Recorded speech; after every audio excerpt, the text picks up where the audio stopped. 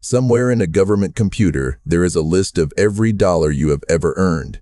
That list, not your memory and not your pay stubs, decides the size of your Social Security check. And here is the part most people never hear. That list can be wrong. A single year recorded as $0, a year you know you worked, can quietly shrink your benefit for the rest of your life. Tonight, I will show you how to pull up that list for free, how to read it, and exactly what to do if you find a mistake. Hello, and welcome in. My name is Ray Bennett, and I have spent most of my working life helping ordinary folks make sense of Social Security, one calm question at a time. If you are new around here, this channel runs on one simple rule. We slow the numbers down until they stop being scary. Today's episode is a little different from the ones before it. Most weeks we talk about decisions, when to claim, how spousal benefits work, that sort of thing. Those are choices you weigh. Today is about something you can actually go and fix. I think of it as the one homework assignment in all of retirement planning. Because it gets graded, the grade shows up in your monthly check, and you are allowed to correct your answers if you catch a mistake in time. So here is my promise for the next 15 minutes. I will not scare you, and I will not bury you in jargon. We will walk through some slow, friendly math. I will tell you about two people who found problems in their 35 years and came out ahead. And I will leave you with one clear task you can do tonight, in your slippers. By the end, you will know how to read your own earnings record and how to fix anything that is wrong with it. Keep that sentence in your pocket. Everything else in this episode hangs from it. Let us start with how your retirement check actually gets built, because once you see the machinery, everything else in this episode falls into place. Social Security does not look at your last job. It does not look at your best single year or your final salary. It looks across your entire working life and pulls out your highest 35 years of earnings. Not the last 35. The highest 35 wherever they happen to sit in your history. A great year in your 20s counts just as much as a great year in your 50s. There is one kindness built into this step. Maybe you earned $9,000 back in 1980, and you are thinking that year must be worthless next to a modern salary. It is not, because before any comparing happens, each year of your earnings gets indexed for wage growth. That means an old year is adjusted upward to reflect how much average wages across the country have grown since then, so it can stand shoulder to shoulder with a recent one. The system is not comparing raw dollars across the decades. It is comparing where you stood in the working world, year by year. Once your 35 best indexed years are chosen, Social Security adds them all up, averages them, and divides by 12 to get a monthly figure. That figure has a clunky official name, your Average Indexed Monthly Earnings, or AIME. If it helps, say it like the name AIME.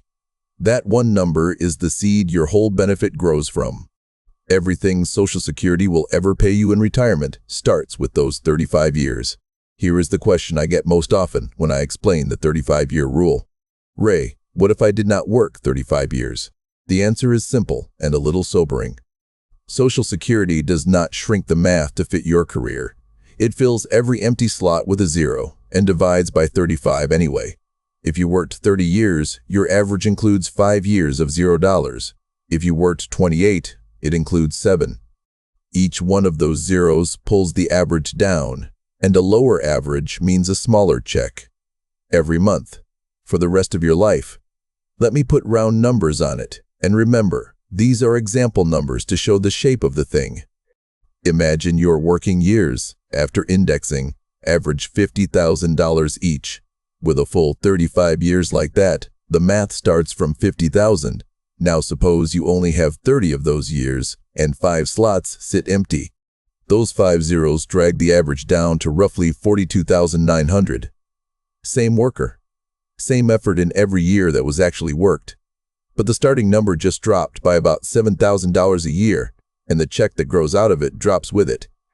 Now, here is the hopeful side, and I want you to hear it clearly, because this is where you have more control than you think. The door swings both ways. Every additional year you work can replace a zero. And any year that pays more than the lowest year already in your top 35, even a modest year, can bump that low year out. This is true no matter how old you are when you earn it. A year worked at 66 counts by the same rules as a year worked at 26. Let me tell you about a man I will call Frank. Frank had 32 years of work behind him when he reached his mid-60s, which meant 3 zeros were sitting inside his average. At 66, he took a part-time job at a garden center, mostly to stay busy, and he earned about $22,000 that year. That 1 year replaced one of his zeros. When his benefit was refigured, his check went up. In his case, and again this is an example, it came to roughly $25 more a month for life, with cost of living adjustments riding on top of it. He worked one more season after that and knocked out a second zero. Frank likes to say the garden center paid him twice. Once at the register, and once every month from now on. So your 35 years become one number, your AIME. How does that number turn into an actual monthly check? This is the part people ask about most in the comments, and it is far simpler than its reputation. Your AIME runs through a formula built on 3 fixed percentages, 90, 32, and 15%, and $2 thresholds, the rules call bend points. For someone turning 62 in 2026, those bend points are $1,286 and $7,749. Here is the whole formula in one breath. You get 90% of the first $1,286 of your AIME. You get 32% of the part between $1,286 and $7,749, and you get 15% of anything above that. Add the 3 pieces together and you have your primary insurance amount, your PIA, which is your benefit at full retirement age. 2 things are worth carrying with you. The percentages never change, ever. The bend points, on the other hand, rise each year along with national wages, and the pair from the year you turn 62 gets locked in for you personally. Let us run one round example. Suppose your AIME works out to an even $4,000 a month. The first $1,286 gets the 90% treatment, which comes to about $1,157. The remaining chunk, a little over $2,700, falls in the 32% zone and adds roughly $868 more. Put the pieces together and you are looking at just over $2,000 a month at full retirement age. That is the whole trick. Now notice something inside that example, because it is the quiet heart of this entire system. Your first dollars of average earnings count the most, by a wide margin. 90 cents on the dollar at the bottom of the formula, 15 cents at the top. The math deliberately tilts toward people who earned less, and that is also why a 0 year hurts more than folks expect. When a 0 drags your average down, the dollars it erases are being matched at the richest rates in the formula. Protecting your 35 years is not a rich person's game. It matters most for everyday workers. Everything so far rests on one quiet assumption, that the list of your earnings is correct. Here is where I need you to sit up a little, because sometimes it is not. Your earnings record is the year-by-year list of wages Social Security has on file under your name and number. Errors happen more often than you would hope, and the most common kind is missing or understated wages. Usually, there is nothing sinister behind it. An employer files a W-2 with 1 digit of your Social Security number wrong. A payroll clerk misspells your name, and the computer cannot match the money to your account. Once in a while, an employer simply never reports your wages at all. The work was real. The taxes may even have come out of your paycheck, but the record shows a 0. And this is the sentence I would paint on a billboard if they let me. Social Security pays you based on what is recorded, not on what you actually earned. If a wrong 0 or a year showing far less than you were paid is sitting inside your top 35, it lowers your check permanently unless somebody fixes it. Nobody at Social Security is going to stumble across it for you. The person who audits your record is you. Let me tell you about Maria. Maria spent years cleaning rooms at a hotel outside Phoenix and raised 2 kids on those paychecks. At 60, she pulled up her earnings record for the first time and read down the column, and one line stopped her cold. 1999, $0.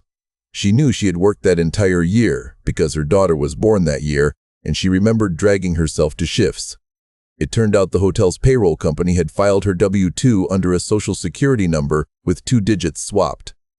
Her wages that year, about $28,000, had never landed in her account, And that phantom zero was sitting right inside her top 35, quietly pressing her future check down.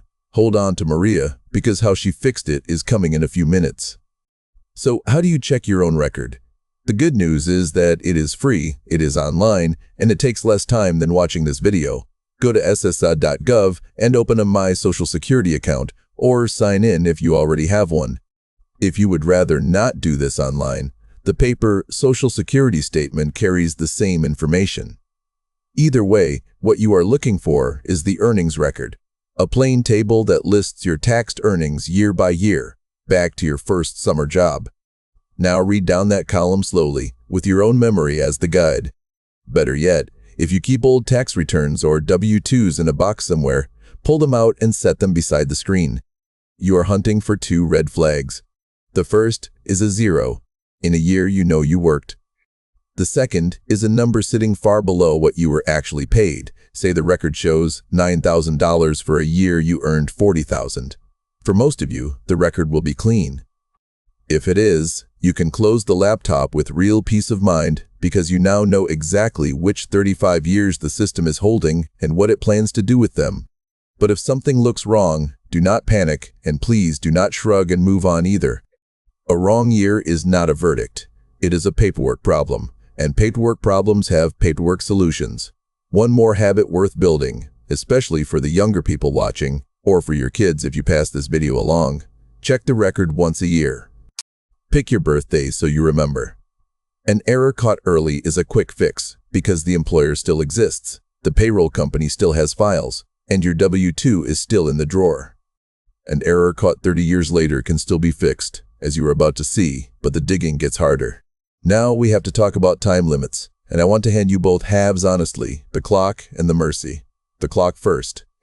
The general rule says an earnings record should be corrected within 3 years, 3 months, and 15 days after the end of the year the wages were paid.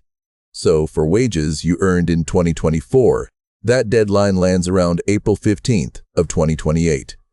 That is the clock, and it is why I asked you to make checking your record a yearly habit. But here is the mercy, and it is real. Social Security can correct your record after that deadline in several situations. If there was fraud, if the mistake was Social Security's own clerical error, and, most common of all, if an employer failed to report your earnings in the first place. In each of those cases, the deadline does not shut the door, as long as you can bring proof. Think about what that covers. The most frequent kind of error, wages an employer reported wrong or never reported at all, is precisely the kind that stays fixable past the deadline. So if you are 62 and you just discovered a bad year from 1997, do not assume you are out of luck. Old errors are often still correctable. The strict deadline exists for ordinary bookkeeping disputes. The exceptions exist for exactly the situations this episode is about. Fixing an error comes down to 2 steps, and neither one requires a lawyer. Step 1. Gather your proof. The strongest evidence is a W-2 from the year in question. Pay stubs work too. So does a copy of your tax return from that year. And if you have none of those, you are still not out of options, because a written statement from the employer about your wages can count as evidence as well. That is why I tell everyone to never throw away a W-2. A single page from a filing box can be worth real money decades later. Step 2. Take your proof to Social Security and file Form SSA-7008. Its official name is Request for Correction of Earnings Record, which for a government form is refreshingly plain talk. You file it with your local Social Security office. The form tells them which year is wrong, what the correct amount should be, and what evidence you are handing over. Which brings us back to Maria and her missing $28,000. She dug out her 1999 tax return with the hotel wages printed plain as day and the W-2 still stapled to the back. She filed Form SSA-7008 at her local office and attached her copies. Some months later, the zero on her record became $28,000. When she claimed her benefit 2 years after that, her check came out about $40 a month higher than it would have been. And again, that figure is her example, not a promise. Call it nearly $500 a year, every year for the rest of her life, plus the cost of living raises that ride along. All because she spent one evening reading a table of numbers, So here is your homework, and I will keep it gentle. In the next 5 minutes, or tonight after dinner, go to sa.gov and sign in to your My Social Security account. That is the whole first step. Just get in the door and lay eyes on your earnings record. Sometime this week, sit down with that record and read the years slowly. If you keep old tax papers, set them alongside. Mark anything that shows a zero you know is wrong, or a number far below what you earned. And if you do find something, gather whatever proof you have, W-2s, pay stubs, tax returns, or a statement from the employer, and start Form SSA-7008 with your local Social Security office. Do not talk yourself out of it because the year is old. You know now that the exceptions are real, and that missing employer wages are the most fixable error of all. Most of you will check and find a clean record, and honestly, that is a win too. You will finally know exactly what your 35 years look like, and what the formula is going to do with them. You have more control over this system than you have been led to believe. That has been the message of this whole episode. A few gentle reminders before we part. This channel is education, not financial advice. Everyone's situation has its own wrinkles, so before you act on anything that matters, verify it against Social Security's own materials or with the people at SSA directly. And yes, I am a cartoon. Ray Bennett is a fictional host, though every rule we walk through today is very real. Thank you for spending this time with me. If this episode helps even one of you find a wrong year and fix it, that is the best comment you could ever leave me. Take care of yourself, look after your 35 years, and I will see you in the next one.